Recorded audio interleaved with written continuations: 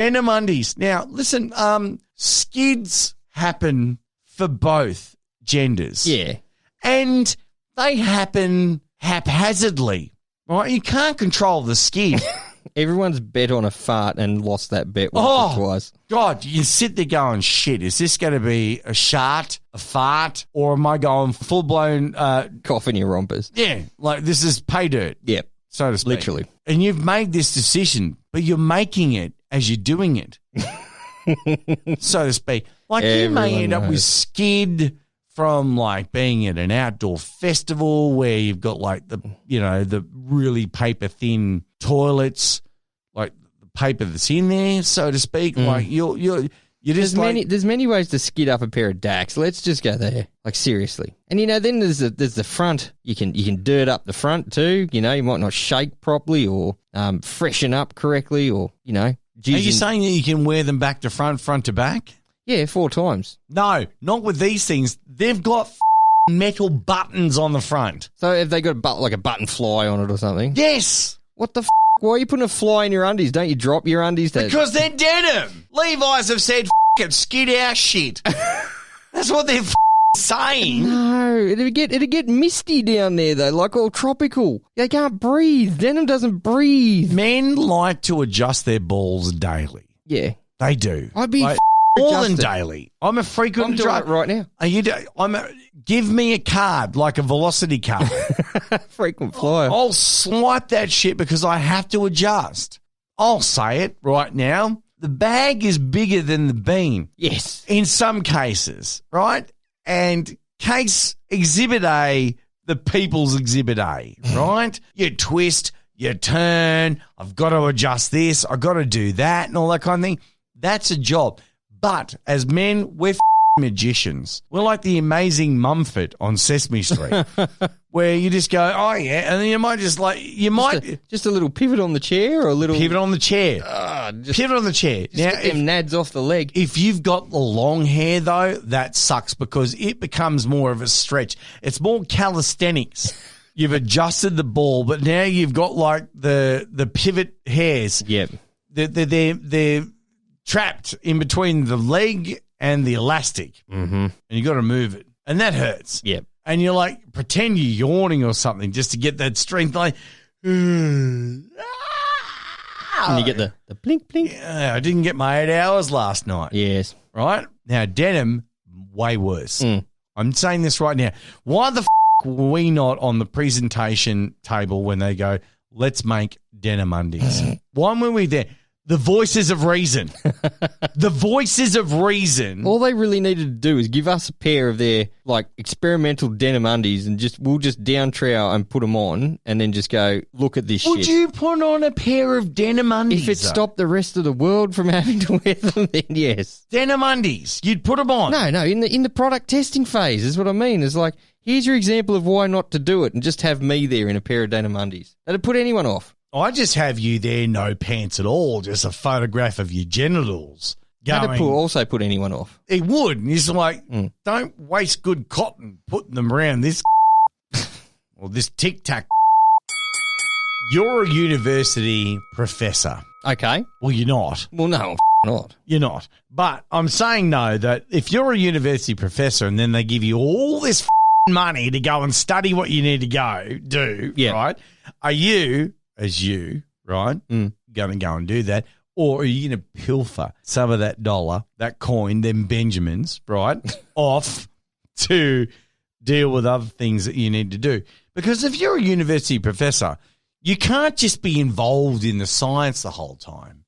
You need to sort of let free. Unwind? To unwind, to unball, all that kind of Get the denim undies off. Get the denim undies off. What are you going to do? Coke and hookers, probably. Well, listen to this. Funds were allocated towards research at Drexel University's engineering department. Now, I'm not saying you need to go and stick your balls in the gears of some bloody roller coaster, 1001 knocked. But instead, they get diverted. $100,000 get diverted to beer and hookers. Nice. You doing that? You're going to sign up there? You're going to be the prof down the local uni? You gonna? Where was the scientific method? What was his hypothesis? Where was the outcome? A former Drexel University Department chair is facing criminal charges after an audit found he spent $96,000. Damn. $96,000 It's a lot of freedom units. in research grants at strip clubs and sports bars. Now, He's a man's man. he's the former head of Drexel's engineering department. He was arrested on 2 charges of theft. Now, he inappropriately and criminally diverted tens of thousands of dollars that were allocated for research purposes towards his own private enjoyment. And we're not talking about buying Denim Undies and shit like that. Anyway, he looks like a nice guy. He looks like a smart man, but he was freed on bail after a court appearance. Now, his Nwapa name, that's his name, Mr. Nwapa, he tried to hide the strip club visits by itemising the charges as catering and food, ignoring that most took place between midnight and 2 a.m. He goes, he spent another $89,000 on research grants on iTunes and meals and other unauthorised purchases. What research can an engineering professor do in a nightclub between midnight and 2 a.m.? Well, did he even come up with like some lackluster defence to say that he'd invented like a robot arm that just flipped $2 bills, you know, like making it rain? Just a better machine to get the arc on the dollar bills right or something. This is The Burble with Benny and Az. Enough of the speed round. Let's go back in depth. Now, Az, listen, if my anus is itchy, I don't choose to scratch it with my beer. I won't do that. No. Because I'll that do is- anything for love, but I won't do that. That is simply going ass to mouth. And I'm not going to do that. You don't go, the rule is you don't go ass to mouth. Don't do it. Always wipe from front to back. However, though, if the itch is much, you must scratch it. Of course. Okay? Yeah. And that's being said on many plateaus, many plains, many languages over the years. I think it's a universal constant. It's a universal constant. If there's an itch, you must scratch it. However, though, do not use a beer bottle to scratch your anus. A bloke who's 60 years old, who's not been identified, insisted he was trying to scratch his anus. Now, he was using a cologne bottle when it was gobbled up inside of him. Gobbled up. Yeah, gobbled up. Did his anus just like do that Sigourney Weaver and Alien thing where the little mouth came out and the big mouth and just went. Well, he eventually went to the hospital where doctors told him he had a pain in his abdomen. Duh. They investigated, and when they got to the bottom of it, they found the 2-inch wide bottle firmly lodged in his posterior. 2-inch wide. 2-inch wide bottle. What's that? That's nearly 6 centimetres. Well, okay, 2 listeners, inches. no, go to the pantry right now. Put your headphones in, walk to the pantry, okay? Walk to the pantry, okay? Now, if you got a bottle of Tabasco, that doesn't even cut it. Now, that would have been a good tool to use because it's pliable. If it was empty, washed out. If it didn't have Tabasco in it, otherwise this would have been a hellish story.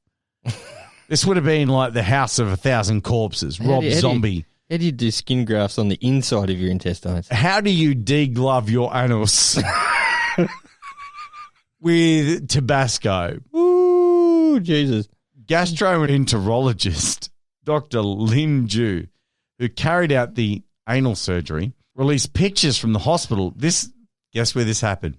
China. South China. Yes. In the Guangdong province as a warning to others not to do the same.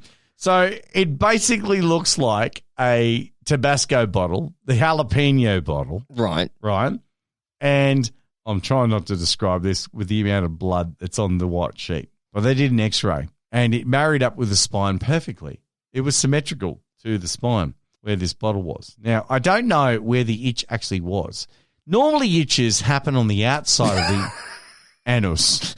Or the outside of the human body. On the outside of the human body. But, how do you know how to insert said, say, Tabasco bottle inside to scratch an itch? How do you know? Wouldn't you start with a finger? They're much more dexterous. Okay. All right, I'm going to line my finger up here. That's shorter than a Tabasco bottle. Yes, it is. We're not saying that it was a Tabasco. It could have been fish sauce. It could have been peanut oil. Could have been oyster sauce, right? Right. But my middle finger, whilst long and gives the result I need to when I stick it up at you, is not as long as the Tabasco bottle. But the top of the Tabasco bottle has got sharp sides. Ish. Crenellations.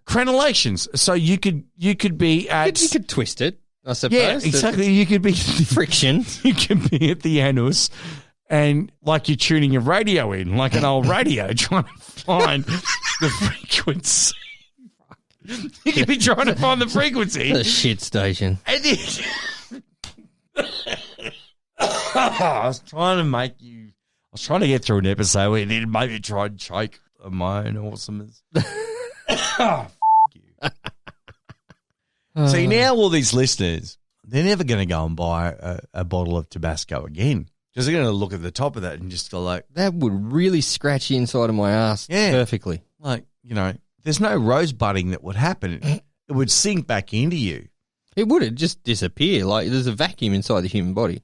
Anyway, the entire glass bottle was inside his rectum. He could feel the bottle under his abdomen, and his anus was still itching. So I think that he's gone too far. There's no itch that you could probably feel.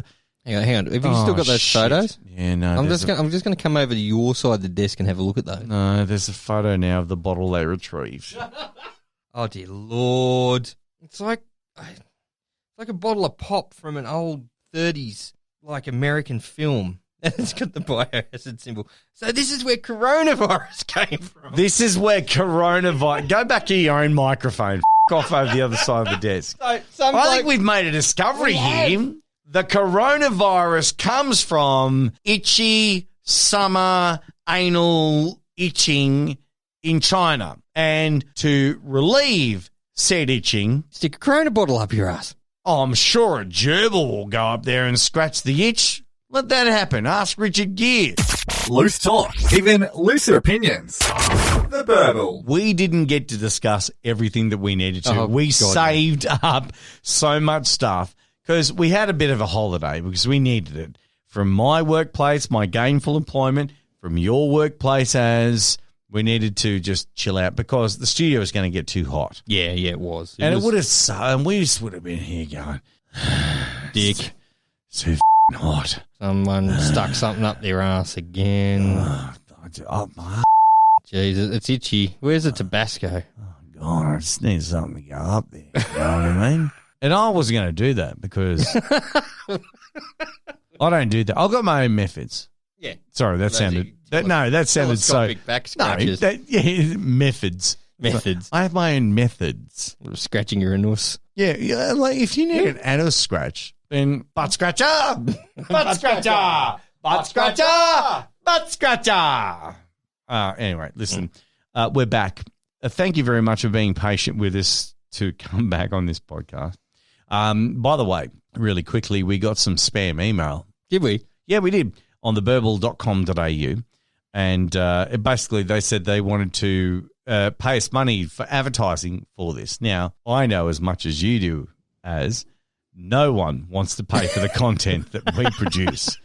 So you're a scam, off, give head to yourself, jam a bottle of coronavirus up your ass, and that's it. Yeah. No one wants to pay for this stuff, but we really love that you love listening to this because... Hey, we don't give a shit. We're talking stuff. No one wants to say the shit that we say. This podcast is available in a ton of spots. Okay? It is. So it's available on Apple Podcasts. You can get there, subscribe, leave a comment. We would love that. But it's also available on Spotify, iHeartRadio. It's also there. And every other major podcast distributor, we are there. We're going to be back next week. Sorry, we are. Yeah. We'll be back next week. We haven't been in the studio for a little while, but we're going to try this year, 2020, to inflate a whole bunch of different perspectives into this podcast. We'll try and get guests. We'll try and get some funny little buttons that we can push and things like that to add to our stupidness. we're just being a little bit lazy because we're old, we're fat, we've had beers. We do